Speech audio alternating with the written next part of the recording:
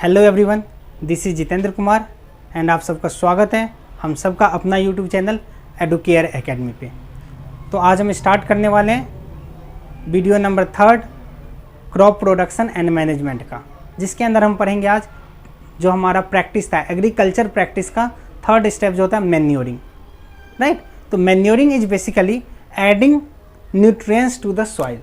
ठीक है, manuring is a process in which we add the manure or we add the nutrients to the soil, right? Why should we add manure to the soil?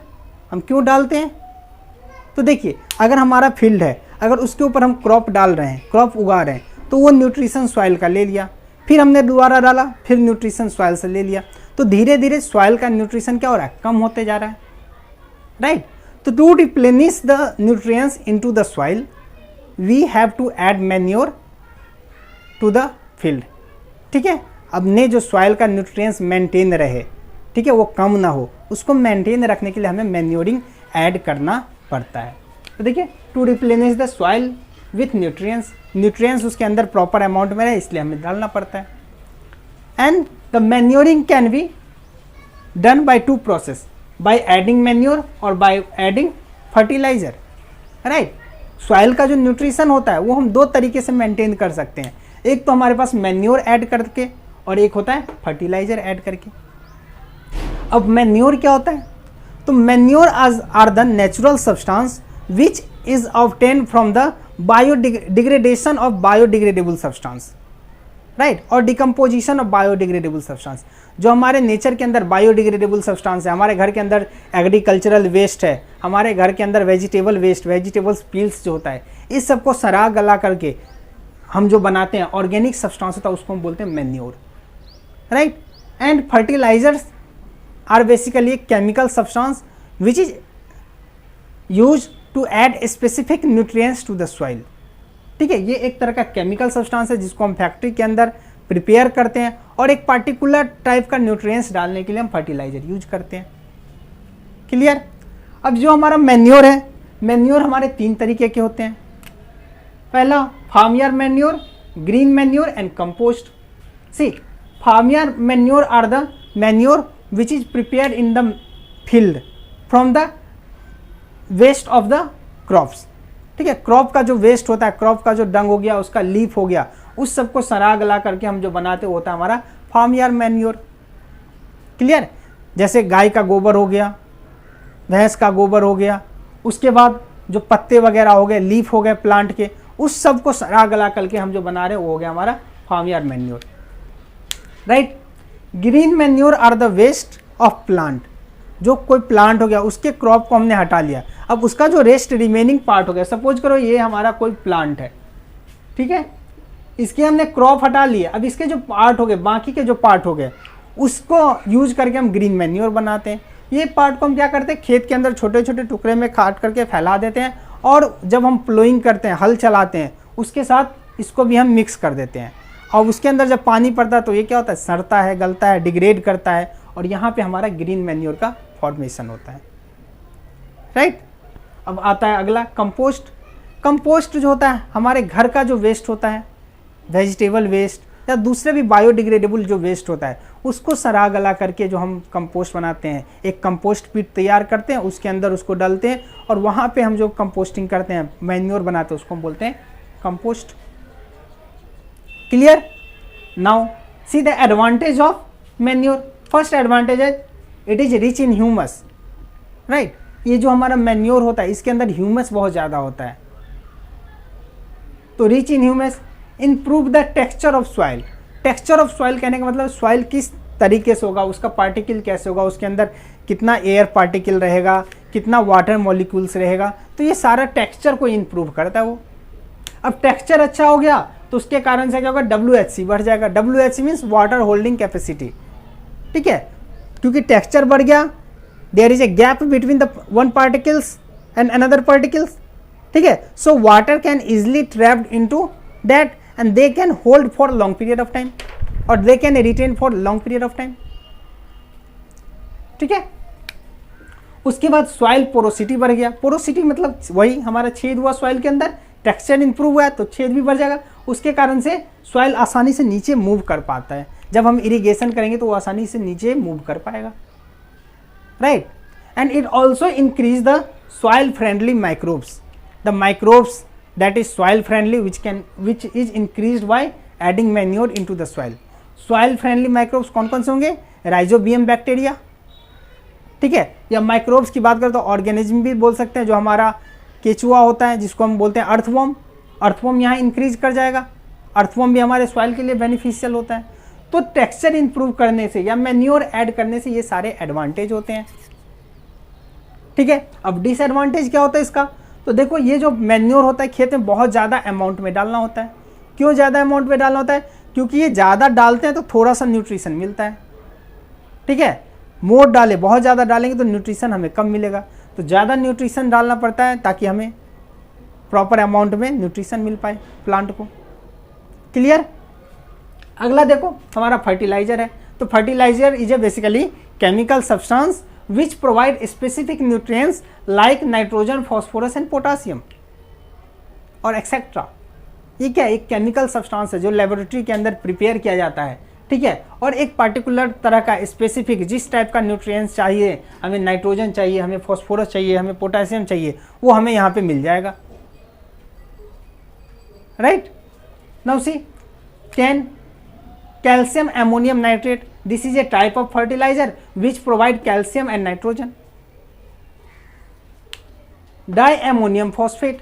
This is also one type of fertilizer which is used to provide phosphorus and nitrogen. Clear है? चलिए आगे देखिए, इसका advantage क्या होता है? ये easy to use होता है, हैंडल होता है और स्टोर, इसको यूज करना, हैंडल करना, एक जगह से दूसरे जगह प्लेस करना, ट्रांसपोर्ट करना, ये सारा आसान काम होता है। क्यों? क्योंकि फर्टिलाइजर हम थोड़ा सा डालते हैं, उससे न्यूट्रिशन हमें बहुत ज़्यादा मिलता है। तो कम अमाउंट में ज़्यादा न्यूट्रिशन हुआ तो मतलब खेत के अंदर डालना आसान हुआ, जिसके कारण से वही कह रहा है यूज करना आसान है, हैंडल करना, इसको ट्रांसपोर्ट करना, सारा कुछ आसान है। क्लियर? Easily soluble. अब देखो, ये वाटर के अंदर बहुत आसानी से सॉल्युबल हो जाता है, और आसानी से सॉल्युबल हो गया मतलब पानी के अंदर घुल गया, नॉट घिल गया, घुल गया। तो उसके कारण से क्या होगा?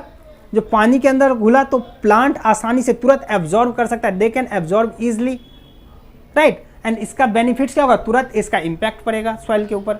जबकि ये जो होता है हमारा मैन्योर जो होता है, they take long time to dissolve into the soil और वाटर के अंदर घुलने में, मिलने में ये बहुत टाइम लगाता है। तो इसका इम्पैक्ट भी अगर डालने के बाद बहुत दिनों बाद इम्पैक्ट दिखता है, लेकिन इसका इम्पैक्ट तुरंत दिखता है, 4 दिन 5 दिन में इसका इम्पैक्ट दिख जाता है, राइट। अब देखिए हमारा है मैन्योरिंग एंड फर्टिलाइजर, इस दोनों के अंदर डिफरेंस क्या है? तो डिफरेंस की बात करें तो अभी देखा हमने नेचुरल सब्सटेंस है क्योंकि नेचर से बनाया गया, ये हमारा केमिकल सब्सटेंस है क्योंकि केमिकल से लेबोरेटरी के अंदर बनाते हैं। सेकेंड, नॉट न्यूट्रिएंट्स स्पेसिफिक, कोई पार्टिकुलर टाइप का न्यूट्रिशन देना चाहे, जैसे नाइट्रोजन देना चाहे, कैल्शियम देना चाहे, फॉस्फोरस देना चाहे, तो एक पार्टिकुलर टाइप का न्यूट्रिएंट्स हम इसके मदद से नहीं दे सकते, मैन्योर के मदद से नहीं दे सकते, but we can provide specific type of nutrition with the help of fertiliser. Clear? अगला है लार्ज क्वांटिटी। हमने देखा इसको ज़्यादा क्वांटिटी में देना पड़ता है ताकि न्यूट्रिशन मिले। यहाँ पे हमारा क्वांटिटी बहुत छोटा होता है, राइट। ये होता है ह्यूमस रिच होता है, ह्यूमस सॉइल के अंदर ह्यूमस भी प्रोवाइड करता है, लेकिन ये ह्यूमस नहीं प्रोवाइड करता, ये एक तरह का डिसएडवांटेज हो गया इसका। यहाँ देखो, readily soluble in water, so slowly absorb, sorry not readily soluble in water, ये वाटर के अंदर सॉल्युबल आसानी से नहीं होता है, नॉट लगा दो आगे, ठीक है, not readily soluble in water, तो वाटर के अंदर सॉल्युबल नहीं होगा आसानी से, तो सॉल्युबल नहीं होगा तो प्लांट के द्वारा एब्जॉर्ब धीरे धीरे होगा, और एब्जॉर्ब धीरे धीरे होगा तो प्रोडक्शन जो होगा, उसका इम्पैक्ट जो होगा वो स्लो रेट से बढ़ेगा। इसका जस्ट अपोजिट यहाँ होगा ये कि because it is readily soluble, right. आगे देखो, इसके कारण से नो पॉल्यूशन होता है क्योंकि ये सारे हमारे क्या ऑर्गेनिक वेस्ट है, सारे बायोडिग्रेडेबल वेस्ट से बनाया गया, तो इसके कारण से कोई पॉल्यूशन भी नहीं होगा। But the fertilisers is prepare by using chemicals, right, and when these chemical mix into the soil they cause soil pollution, soil pollution होगा, वहाँ केमिकल जा रहा है सॉइल के अंदर, and ultimately these chemicals comes into the water bodies और underground water, right. So it also cause water pollution. हमने क्या किया, मिट्टी के अंदर फर्टिलाइजर डाला, वो मिट्टी में घुला, और मिट्टी में घुलने के बाद क्या हुआ, जब बारिश हुई तो बारिश होने के कारण मिट्टी में घुला, और वो पानी, वो जो हमारा केमिकल था वो सॉइल के साथ, बारिश के साथ, बारिश के पानी के साथ वो हमारे अगल बगल का जो वाटर बॉडीज होगा उसके अंदर जाएगा, अंडरग्राउंड वाटर के अंदर जाएगा। तो इसके कारण से हमारा अल्टीमेटली वाटर पॉल्यूशन भी हो रहा है, राइट। तो ये थे हमारे डिफरेंस मैन्योर एंड फर्टिलाइजर में। अब देखो यहाँ एक इंपॉर्टेंट ग्राफ है, अगर हम टाइम के साथ किसी खेत के अंदर क्या कर रहे हैं, फर्टिलाइजर मैन्योर बढ़ाए जा रहे हैं, मैन्योर भी बढ़ा रहे हैं और क्वांटिटी बढ़ा रहे हैं, आज इतना डाला कल उतना डाला, बढ़ाते जा रहे हैं। तो इसके कारण से क्या होगा, धीरे धीरे हमारा प्रोडक्शन रेट धीरे धीरे बढ़ते जाएगा, एक नहीं बढ़ेगा लेकिन धीरे धीरे बढ़ेगा, इसका इम्पैक्ट स्लोली दिखता है, राइट। लेकिन अगर फर्टिलाइजर हम डाल रहे हैं तो टाइम के साथ फर्टिलाइजर डाल रहे हैं, बढ़ा रहे हैं, तो हमारा प्रोडक्शन तुरंत बढ़ जाएगा, ठीक है, प्रोडक्शन तुरंत बढ़ेगा। अब उसको और बढ़ाए जा रहे हैं और बढ़ाया जा रहा है, एक ऐसा लिमिटेड आएगा, ये सैचुरेशन स्टेट पे जाएगा, उसके बाद ये प्रोडक्शन बढ़ना कम हो जाएगा। आप कितना भी खाद डालो प्रोडक्शन नहीं होगा, राइट, और प्रोडक्शन स्टॉप हो जाएगा। उसके बाद मतलब एक कांस्टेंट रेट पे आ गया, फिर भी आप खाद डाले जा रहे हो तो वो उसका प्रोडक्शन आप कम होते जाएगा, जितना आप खाद डालोगे प्रोडक्शन कम होते जाएगा, and ultimately our field turn into barren land, एकदम बिल्कुल बंजर भूमि में बदल जाएगा अगर हम फर्टिलाइजर डाले जा रहे हैं। तो शुरू में तो इम्पैक्ट दिखा, बहुत बढ़ा, लेकिन फिर कांस्टेंट हुआ और फिर डाउन हो गया सडनली, क्लियर है। तो ये हमारा कुछ इसमें मेरिट था, कुछ इसके अंदर मेरिट है, दोनों के अंदर अपना अपना यूज है। तो एक प्रॉपर हमारे दोनों के अंदर बैलेंस बना के डालना चाहिए, ऐसा नहीं कि सिर्फ फर्टिलाइजर डाले, सिर्फ मैन्योर डाले, दोनों एक प्रॉपर अमाउंट में डालना चाहिए, राइट। तो देखिए ये हमने कुछ ऐड किया, इसके अलावा भी कुछ प्रोसेस है जिसके अंदर हम कुछ ऐड नहीं करते हैं, कुछ एक्स्ट्रा हम ऐड नहीं करते हैं, लेकिन कुछ अल्टरनेट मेथड है जिसके थ्रू हम सॉइल के जो न्यूट्रिएंट्स है उसको रिप्लेनिश कर सकते हैं। वो क्या है, पहला मेथड है उसमें फैलोइंग। फैलोइंग क्या होता है, fallowing is basically a process in which we left the field for 1 or 2 season without growing any crop on them. एक बार हमने क्रॉप ग्रो किया, उसको 2-3 सीजन के लिए छोड़ दिया, ताकि जो नेचर से, जो एटमॉस्फेयर से जो नाइट्रोजन है उसको वो एक्सट्रैक्ट करे और सॉइल के अंदर नाइट्रोजन का अमाउंट बढ़ा पाए और न्यूट्रिएंट्स रीगेन कर पाए। तो न्यूट्रिशन को रीगेन करने के लिए मैंने 1 सीजन ग्रो किया क्रॉप, फिर 2-3 सीजन के लिए लेफ्ट छोड़ दिया, उसको हम बोलते हैं फैलोइंग मेथड, राइट। अगला है crop rotation. Crop rotation is a process in which different type of crop are grown into the same field at alternative season. Alternate season पे डालते हैं, जैसे एक सीजन में मैंने क्या किया, वीट लगाया खेत के अंदर, वीट गेहूं किया, ठीक है। वे गेहूं ऐसे प्लांट है जिसको न्यूट्रिशन नाइट्रोजन बहुत ज़्यादा चाहिए, तो इसने क्या किया, सारा नाइट्रोजन एटमॉस्फेयर से, सॉरी नॉट एटमॉस्फेयर, हमारे सॉइल से सारा नाइट्रोजन ले लिया, ठीक है। अब अगले सीजन में हम इसके साथ क्या करेंगे, कोई पल्स वाले प्लांट डालेंगे, लेगुमिनस प्लांट डालेंगे।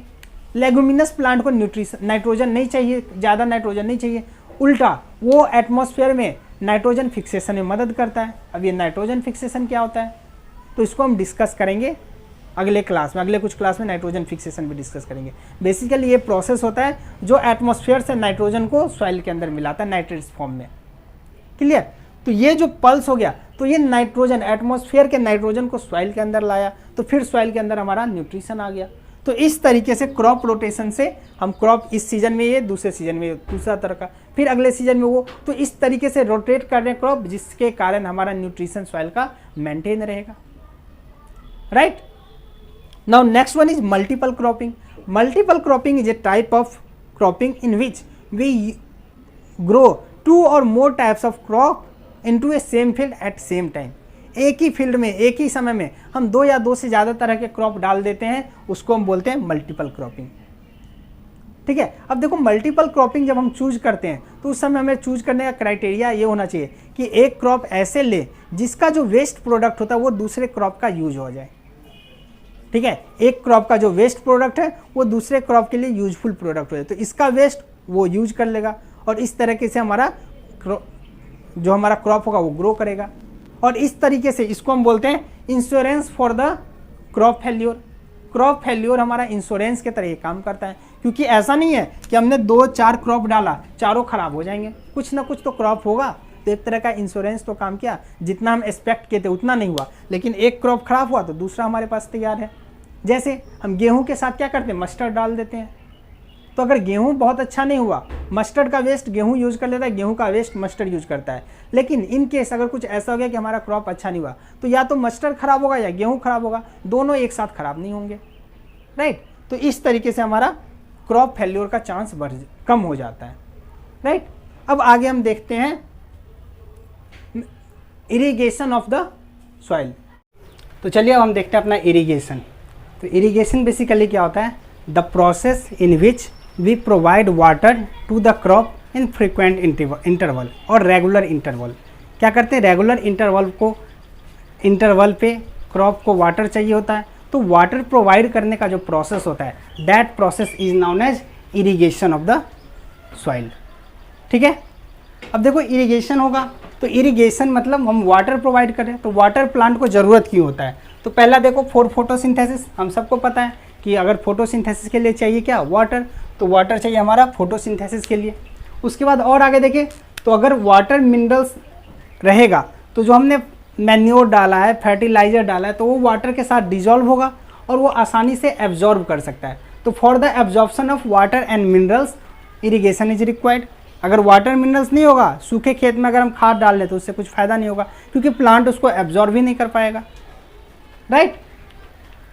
Help in the seed germination, seed का जो हम पता है कि सीड के ऊपर क्या होता है, हार्ड कोटिंग होता है, राइट।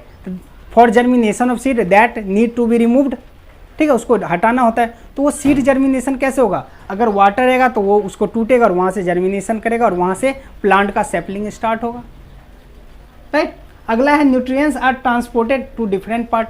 अब देखो हमारा जो न्यूट्रिएंट्स हुआ वो वाटर डिजॉल्व हुआ। अब वाटर अगर पूरे प्लांट में मूव कर पाएगा तभी न्यूट्रिशन मूव करेगा। अगर प्लांट के अंदर वाटर मूवमेंट बंद हो गया मतलब न्यूट्रिशन का मूवमेंट भी नहीं होगा, तो इस कारण से फोटोसिंथेसिस भी रुक जाएगा। तो न्यूट्रिशन के मूवमेंट के अंदर पूरे प्लांट के अंदर हमारा वाटर का ज़रूरत होता है। And it also protect plant from the hot air current. जो गर्मी के मौसम में लू चलती है, बहुत ज़्यादा गर्म हवा चलती है, उसके रेस्पेक्ट में ये वाटर जो होता है उसके बॉडी का, वो उसको प्रोटेक्ट करता है और वही वाटर ट्रांसपिरेट करता है, जिसके कारण से प्लांट के बॉडी का टेम्परेचर भी मेंटेन रहता है, जिसको हम इवोपोरेशन कहते हैं, ट्रांसपिरेशन कहते हैं, राइट। अब देखिए सोर्स ऑफ वाटर मतलब इरिगेशन जो कर रहे हैं तो वाटर का सोर्स हमारा क्या क्या है, वाटर का सोर्स वेल है, ट्यूबवेल है, पॉन्ड्स है, लेक है, रिवर है, dam, canals, these are the source of water, right. Now the irrigation process और irrigation can be perform by two methods, one is traditional method and another one is modern method. Traditional method जो हम पहले करते थे जब हमारे पास इतने resources नहीं थे, उस टाइम जो हम इरिगेशन का यूज़ करते हैं, क्योंकि एग्रीकल्चर आज तो हो नहीं रहा है, बहुत पहले से हो रहा है, तो पहले जो प्रोसेस हम कर रहे हैं उसको हम बोलते हैं ट्रेडिशनल मेथड, राइट। और ट्रेडिशनल मेथड के अंदर कौन कौन सा प्रोसेस होता है, चार मेनली होते हैं, मोट, चेन पंप, धेकली एंड राहत। ये चार प्रोसेस जनरली परफॉर्म किए जाते थे, और भी बहुत सारे हैं लेकिन ये चार मेन हैं, ठीक है। उसके बाद जो मॉडर्न के अंदर आज के डेट में फॉरो मेथड है, बेसिन है, स्प्रिंकलर है और डीप, ये चार मेथड मॉडर्न के अंदर भी है। अब देखो ये सारे मेथड होते क्या हैं, तो देखो ट्रेडिशनल मेथड की पहले बात करते हैं। तो पहले हम बात करते हैं मोट। मोट को हम पुली सिस्टम भी कहते हैं। पुली सिस्टम इसलिए जैसे हमारा ये ट्यूबवेल हो गया, कुआं हो गया, ठीक है, पुराने ज़माने में वेल होता था, तो यहाँ कुएँ के अंदर क्या होता है, पानी होता है, तो यहाँ हम क्या करते हैं, एक पुली लगाते हैं, ठीक है, और पुली की मदद से रस्सी बांध करके यहाँ हम एक बकेट कुछ नीचे लटका देते हैं। अब ये यहाँ से एक इंसान होता है जो इसको छोड़ता है, तो ये नीचे जाता है और पानी खींचा, फिर ऊपर लाए और फिर खेतों के अंदर डाला, ठीक है। तो इससे इरिगेशन तो हमारा हो जा रहा था, but it is less efficient. ये बहुत इफ़िशियंट नहीं था, बहुत टाइम लगता था, बहुत लेबर लगता था। इकोनॉमिकल तो था, कोई पैसे नहीं लग रहे थे, लेकिन इसमें टाइम बहुत लग रहा था, मेहनत बहुत लग रहा था। तो इसके बाद आया हमारा चेन पंप। चेन पंप के अंदर हमने क्या किया, एक चेन सिस्टम तैयार किया, इस तरह का एक तैयार किया, और इसके अंदर क्या किया, चेन तैयार किया, ठीक है। और चेन के ऊपर में हमने क्या किया, बकेट बांध दिया। ये बकेट हमने बांध दिया इस तरीके से हमने बकेट बांध दिया। अब देखिए ये चेन जो है, ये चेन ऐसे मूव करता था, ये ऐसे इस तरीके से मूव करेगा, ऐसे यूं यूं मूव कर रहा है, right. And during this motion this bucket goes inside the water bodies. ये देखो ये बकेट क्या हो जाएगा, नीचे आ जाएगा, बकेट यहाँ ज्वाइंट है, ये बकेट नीचे आएगा, नीचे से पानी कलेक्ट करेगा तब तक ये वाला पानी कलेक्ट करके ऊपर पहुंच जाएगा और यहाँ आएगा तो यहाँ पानी क्या करेगा, ये निकाल देगा, पानी बाहर निकल गया। अब ये पानी फिर हम खेत में ले जाते थे, राइट। तो इसके लिए भी हमारा जो चेन सिस्टम भी था, तो इसके लिए भी हमको एक एक्सटर्नल फोर्स चाहिए था जो खींचे। तो इसके लिए हम क्या करते, एनिमल वगैरह का यूज करते थे, ठीक है। हमारा हॉर्स हो गया, हमारा काऊ हो गया, बुल हो गया, इस सब को हम इस प्रोसेस में लगाते थे ताकि ये चेन सिस्टम वर्क करे, राइट। लेकिन ये भी उतना इफिशियंट नहीं था, वाटर लीकेज यहाँ बहुत ज़्यादा होता था, वेस्ट बहुत होता था। अगला है हमारा देखली प्रोसेस। देखली के अंदर क्या होता है, यहाँ पे हम क्या करते हैं, एक लीवर सिस्टम यूज करते हैं, लीवर का कॉन्सेप्ट यूज करते हैं। देखिए ये हमारा इस तरह से एक प्लैंक तैयार कर देते हैं और इसके ऊपर एक हम और दूसरा प्लैंक डाल देते हैं, एक लकड़ी डाल देते हैं। अब यहाँ हम क्या करते हैं, एक बकेट लगा देते हैं, ये बकेट हमने लगा दिया। अब यहाँ पे एक हैवी मास हैंग कर देते हैं। अब देखो ये हैवी मास हैंग करने के कारण क्या होगा, ये ऊपर रहेगा इस तरीके से रहेगा ऐसे। अब अगर इसको मैं उठाऊं, इधर से अगर उठाऊं या यहाँ रस्सी से अगर कोई नीचे खींचे, ये ऐसे है और इसको इधर खींचे तो ये क्या होगा, ये वाला पोर्शन नीचे जाएगा ऐसे और ये वाला पोर्शन हमारा ऊपर जाएगा। तो ये वाला पोर्शन जब नीचे आता है और ये ऐसे आ जाएगा कंडीशन, यहाँ पे अब हो जाएगा और ये बकेट क्या हो गया, नीचे आ गया। तो नीचे में पानी उठाएगा, अब इसको छोड़ते हैं तो छोड़ने के कारण यहाँ मास तो बहुत ज़्यादा है तो ये नीचे आएगा, फिर इस पोजीशन पे, फिर यहाँ से नल से पानी ऐसे बाहर निकाल दे, बकेट से पानी बाहर डालते थे। अब फिर यहाँ से हम खेतों तक पहुँचाते थे, राइट। तो यहाँ भी ह्यूमन फोर्स बहुत ज़्यादा मेहनत लगती थी इसके अंदर भी, राइट। उससे आगे और अगला जो प्रोसेस हुआ वो हुआ राहत। राहत के अंदर क्या करते हैं, हम एक सर्कुलर इस तरह का पैनल बनाते हैं और उसके ऊपर बहुत सारे बकेट लगा देते हैं, बहुत सारे बकेट हमने लगा दिया, ठीक है। अब इसको सर्कुलर मैनर में हम रोटेट करते हैं। अब सर्कुलर मैनर में रोटेट करने के लिए क्या करते हैं, इसको इसके आधे पार्ट जो है हमारे, ये वाटर के अंदर है, ये पानी के अंदर है, ऐसे जगह हम इसको तैयार करते थे जो पानी में है। तो आधा पार्ट इसका पानी के अंदर रहता है, आधा ऊपर के अंदर, मतलब वाटर के ऊपर रहता है। अब that is connected with bull, वहाँ भैंस, सांड, हॉर्स, इस सब से वो बांधा हुआ रहता था। अब जब सांड ऐसे सर्कुलर मैनर में घूमता था तो उसके कारण से क्या होगा, ये भी घूमेगा, ये भी ऐसे घूमेगा। जैसे जैसे यहाँ बुल जो बांधा हुआ है वो रोटेट करेगा तो ये भी घूमेगा। अब देखो नीचे वाले के अंदर, अभी जो नीचे है तो इसके अंदर क्या हो गया, पानी फिल हो जाएगा।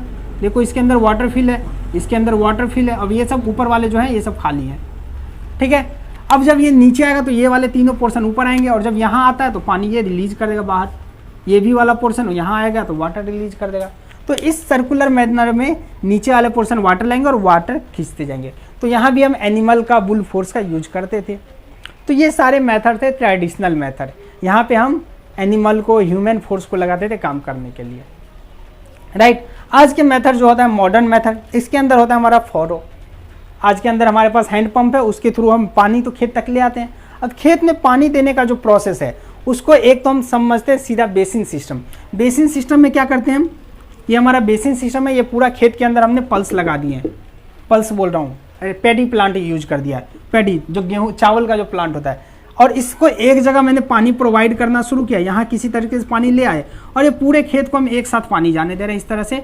उसके अंदर हमने फ्लडेड कर दिया, एक तरह से फ्लड ला दिया, पूरा खेत पानी पानी हो गया। तो इस प्रोसेस को हम बोलते हैं बेसिन प्रोसेस, ठीक है। ये जिस प्लांट, ऐसे प्लांट में यूज करते हैं जिसको पानी की बहुत ज़्यादा आवश्यकता होती है, जैसे हमारा पैडी प्लांट हो गया, राइट। तो पूरे खेत को हमने एक बार में इरिगेट कर दिया। दूसरा होता है हमारा फैरो। फैरो के अंदर क्या करते हैं हम, फैरो तैयार करते हैं। फैरो मतलब कियारी तैयार करते हैं। जैसे ये वाला जो रेड मैंने किया, इसके ऊपर प्लांट मैंने लगाया है, इसको थोड़ा मिट्टी को ऊंचा करके तैयार कर देते हैं, इसके ऊपर हमने प्लांट है। अब हम पानी क्या करते हैं, पानी यहाँ से लाते हैं और पानी को हम प्रोवाइड करते हैं, यहाँ इसके अंदर पानी जाएगा, इस पे ऊपर पानी नहीं जा रहा है। फिर यहाँ से क्या करेंगे, यहाँ इसको कट करेंगे, पानी यहाँ फिल करेगा, इसके बाद फिर पानी यहाँ पे फिल करेगा, ठीक है। तो इस तरह के इस मेथड को हम बोलते हैं फैरो। ये कहाँ पे यूज होगा, ऐसे प्लांट जिसको वाटर की कम जरूरत होती है, जैसे पोटैटो के प्लांट के अंदर ये यूज करते हैं। पोटैटो का एग्रीकल्चर होता है तो वहाँ फैरो सिस्टम जनरली यूज होता है, राइट। अगला है sprinkler system. Sprinkler system generally hilly area में यूज होता है, जैसे टी प्लांट होता है। टी प्लांट ऐसे प्लांट है जिसको पानी बहुत ज़्यादा ज़मीन के अंदर नहीं चाहिए, उसके रूट पर नहीं चाहिए पानी, उसके लीफ को पानी ज़्यादा चाहिए, ठीक है। तो इसलिए हम क्या करते हैं, टी प्लांट जो हमारा चाय का बागान होता है वहाँ स्प्रिंकल सिस्टम लगाया गया रहता है। वहाँ बीच में क्या करते हैं, एक तरह का हम पाइप तैयार करते हैं, वर्टिकल पाइप खड़ा करते हैं और पाइप के ऊपर में हम यहाँ पे नोजल लगा देते हैं। अब नीचे से पानी आ रहा है, नोजल अब यहाँ से क्या कर रहा है, इस तरीके से झरने के तरीके से इधर से भी पानी निकल रहा है, इधर भी पानी निकल रहा है, तो इस झरने से पानी ऐसे इससे निकल रहा है। तो देखो ये पानी हो रहा है, तो जितना सरकमफ्रेंस ये कवर कर रहा है उतना ऐसे इरीगेट होता है। फिर सपोज करो ये इतने दूरी को इरीगेट कर रहा है, तो इसके बाद यहाँ पे दूसरा एक लगाएंगे ताकि वो फिर इतने दूरी को इरीगेट करे। तो ये स्प्रिंकल प्रोवाइड करते हैं, मतलब हिली एरिया में पत्ते पे पड़ा और धीरे धीरे फ्लो करके वो नीचे बाहर चला गया, खेत के ज़मीन के अंदर पानी नहीं लगा। तो ऐसे जहाँ पे ज़रूरत होती है वाटर की, वहाँ पे हम स्प्रिंकलर सिस्टम यूज करते हैं, राइट। अब अगला जो हमारा स्प्रिंकलर के बाद था वो था ड्रिप इरिगेशन। ये हमारा ड्रिप इरिगेशन। ड्रिप इरिगेशन में क्या करते हैं, हम एक पाइप लगाते हैं प्लांट के डायरेक्ट रूट। सपोज करो ये हमारा प्लांट है, ये हमारा प्लांट है, ये प्लांट हमने लगाया है, ठीक है। तो हम क्या करते हैं, यहाँ पे एक पतला सा पाइप लगाते हैं और direct drop by drop plant के रूट के पास ही पानी पहुँचाते हैं, ठीक है। Drip irrigation is a process in which water is provided drop by drop directed to the root of the plant. Plant के डायरेक्ट रूट पे पानी पहुँचाते हैं, जिससे क्या होता है, प्लांट को पानी तो मिल गया लेकिन हमारा वेस्टेज ऑफ वाटर जो होता है वो कम हो जाता है, ठीक है। तो यहाँ वेस्टेज ऑफ वाटर हमारा कम हो गया, पानी की कमी बर्बादी नहीं होगी, राइट। तो देखिए ये हमारा था इरिगेशन सिस्टम। अब देखो एक और टॉपिक आता है, यहाँ पे हमने जो ट्रेडिशनल मेथड देखा या यहाँ पे फैरो जो देखा या फिर हमने ये जो देखा, इसके अंदर कभी कभी क्या होता है, ओवर इरिगेशन हो जाता है। ओवर इरिगेशन मतलब वाटर का अमाउंट बहुत ज़्यादा खेत के अंदर आ जाना, ठीक है। तो ओवर इरिगेशन का जो कंडीशन होता है, the process in which water is available in plenty excess water, ठीक है, that process is known as और that step is known as water logging, ठीक है। बहुत ज़्यादा पानी अगर खेत के अंदर, देखिए खेत के अंदर गया, पानी डाला, पानी दिए जा रहे हैं, तो एक्सेस जो वाटर हो गया, तो उस कंडीशन को बोलते हैं ओवर इरिगेशन या वाटर लॉगिंग, ठीक है। अब वाटर लॉगिंग के कुछ डिमेरिट्स होते हैं। पहला डिमेरिट जो होता है वाटर लॉगिंग का, उसके कारण से हमारा जो जर्मिनेशन होता है, सीड जर्मिनेशन, वो सही से नहीं हो पाता है, ठीक है। सीड जर्मिनेशन सही से नहीं हो पाएगा। दूसरा, प्लांट जो था अगर रूट के अंदर बहुत ज़्यादा पानी होगा तो वो जो विथ स्टैंड करना चाहिए था प्लांट, वो विथ स्टैंड नहीं करता। अगर एयर बहुत ज़्यादा, हवा बहुत ज़्यादा चला तो प्लांट टूट के गिर जाएगा क्योंकि वो स्ट्रॉन्ग नहीं है, राइट। और ओवर इरिगेशन हो गया तो नीचे रूट के अंदर क्या हो गया, पानी बहुत ज़्यादा हो गया तो उसके अंदर जो एयर पार्टिकल थे वो बाहर निकल जाएंगे, मतलब ऑक्सीजन का अमाउंट सॉइल के अंदर कमी हो गया, तो प्लांट का रूट वहाँ पे रेस्पिरेशन सही से नहीं कर पाएगा, ब्रीदिंग नहीं कर पाएगा, राइट। तो ये था हमारा इरिगेशन सिस्टम।